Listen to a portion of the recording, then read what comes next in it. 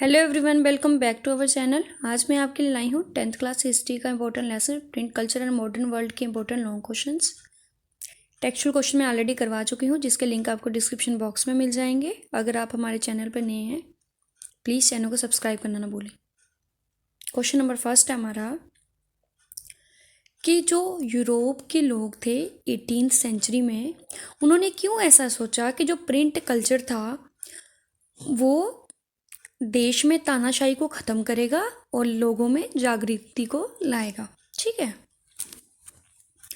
कहते हैं कि प्रिंटिंग प्रेस की इन्वेंशन से पहले जो प्रिंट मटेरियल था वो सभी तक नहीं पहुंच पाता था। ठीक है, मतलब जो प्रिंट मटेरियल जैसे बुक्स वगैरह होती थी तो वो आम दुनिया तक नहीं पहुंचती थी। वो सिर्फ किन लोगों तक सीमित रहती थी? जो शाही घराने के लोग होते थे, जो अमीर लोग होते थे। ठीक है, कॉमन जो लोग थे उस टाइम की, जो आम दुनिया थी, वो ओरल कल्चर में रहती थी। मतलब कि जैसे कोई भी चीज़ उनको ओरली पता चलती थी, ओरली मिलती थी। जैसे मान लो कि किसी ने किसी को सुनाई, आगे किसी ने किसी को सुनाई, वहाँ से उनको नॉलेज गेन होती थी। ठीक है, क्योंकि बुक्स जो थी बहुत ही ज़्यादा एक्सपेंसिव होती थी। ठीक है, और एक्सपेंसिव तो थी ही थी, बहुत ज़्यादा कीमती तो थी ही थी, साथ ही बहुत ही कम नंबर में, बहुत ही कम तादाद में उसको प्रोड्यूस किया जाता था। ठीक है, क्योंकि महंगी थी इसलिए कम उसको बनाते थे।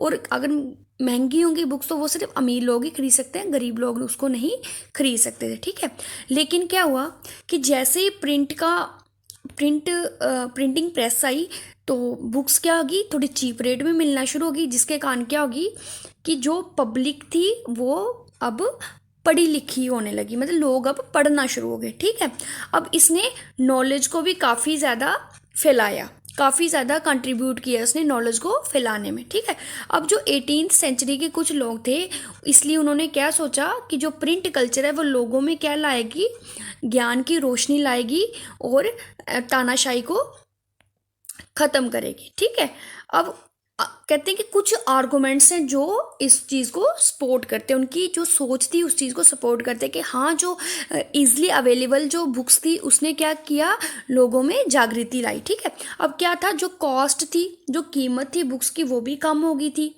टाइम और जो लेबर था वो भी कम हो गया था। ठीक है, जिसके कारण क्या होता था, मल्टीपल जो कॉपीज़ थी वो बनना शुरू होगी और लोगों तक आसानी से पहुंचना शुरू होगी, जिसके कारण क्या हो गया, जो मार्केट थी वो किताबों से भर चुकी थी और हर कोई जो पढ़ना लिखना जानता था वो इजली बुक्स को परचेज करके पढ़ सकता था। ठीक है, लिटरेसी रेट भी जो थी ऑलमोस्ट कंट्री में क्या हो गई थी, बढ़ चुकी थी। संसार की जितने भी देश थे उनमें लिटरेसी रेट क्या थी, बढ़ चुकी थी।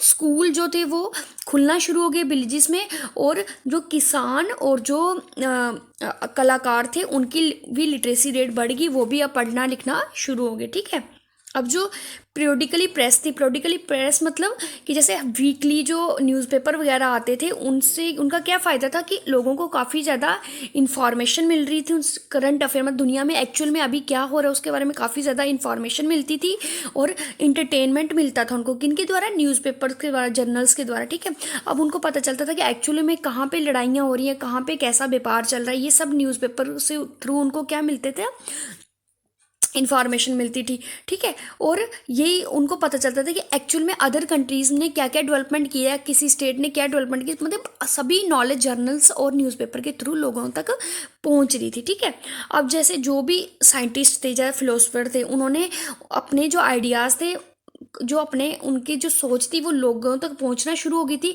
एंशियंट और जो मेडिवल, मतलब जो प्राचीन काल के जो वेद थे, जब जो बुक्स थी, जो साइंटिफिक नॉलेज थी, उन सभी बुक्स को क्या किया जाने लगा, कंपाइल, मतलब जो भी पहले तो बुक्स नहीं थी ना, तो पहले तो मटेरियल ओरली अवेलेबल था, फिर जहाँ जहाँ से उनको जो जो चीज़ें मटेरियल प्रोवाइड हुआ उनको, उन्होंने उनको कंपाइल करना शुरू कर दिया और फिर उस मटेरियल को पब्लिश करना शुरू कर दिया। मैप्स और डायग्राम्स जो थे वो भी काफ़ी ज़्यादा वाइडली मतलब प्रिंटेड होना शुरू होगी।